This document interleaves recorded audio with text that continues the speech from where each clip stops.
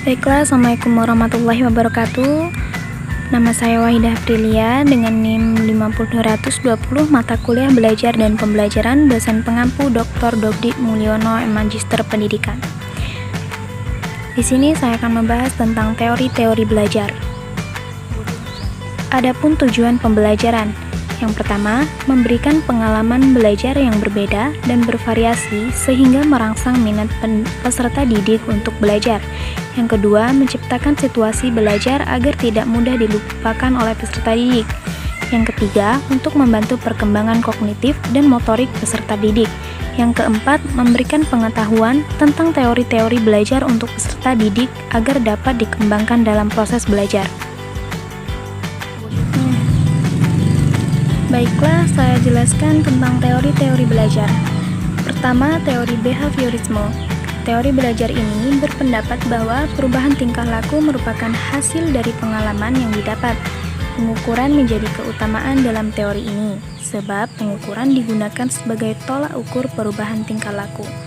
Teori ini juga dikenal dengan memode stimulus dan responnya, melihat peserta didik sebagai individu yang pasif. Perilaku yang muncul akan semakin kuat jika diberi penguatan dan akan hilang jika diberikan hukuman. Teori behaviorisme menggunakan metode pelatihan dan pembiasaan dalam pembelajaran.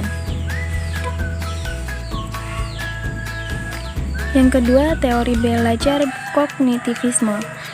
Teori kognitivisme memiliki pandangan bahwa seseorang yang menerima informasi akan menyusun, menyimpan, dan menemukan hubungan antara pengetahuan yang baru dengan pengetahuan yang telah ada. Selain itu, konsep belajar dalam teori kognitivisme mengenal istilah asimilasi dan akomodasi, yaitu proses belajar secara kontinu antara individu dan lingkungan, sehingga menghasilkan perubahan pengetahuan tingkah laku. Pembelajaran ini sangat tepat diterapkan dengan media-media pembelajaran yang konkret untuk peserta didik yang masih belum mampu berpikir abstrak. Selanjutnya, teori belajar humanisme.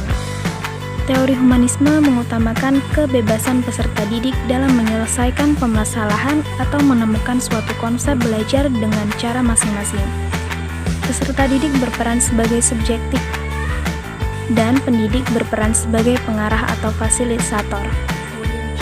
Pembelajaran aliran humanisme meletakkan peserta didik sebagai sentral dalam aktivitas pembelajaran. Peserta didik menemukan pengalamannya sendiri dalam belajar dan menggali potensi diri secara mandiri semaksimal mungkin, sehingga peserta didik tidak sekedar hanya menerima informasi yang disampaikan pendidik.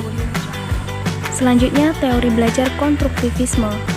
Teori konstruktivisme memiliki perspektif bahwa belajar merupakan konstruksi informasi yang masuk ke otak.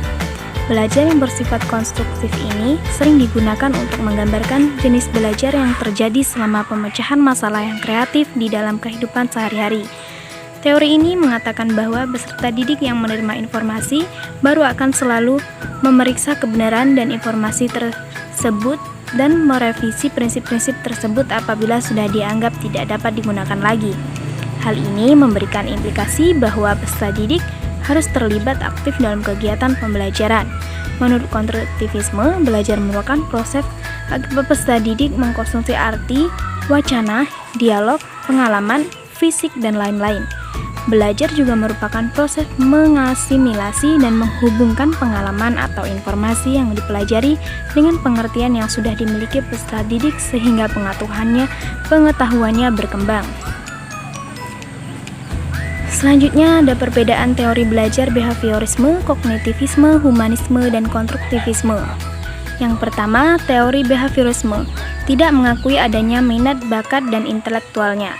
Yang kedua, teori belajar kognitivisme berpandangan bahwa sudah memiliki prinsip minat dan bakat sebelumnya. Yang ketiga, teori belajar humanisme lebih menekankan kepada ide-ide belajar dalam bentuk yang lebih ideal. Yang keempat, teori belajar konstruktivisme menghendaki peserta didik harus membangun pengetahuannya di dalam benaknya sendiri.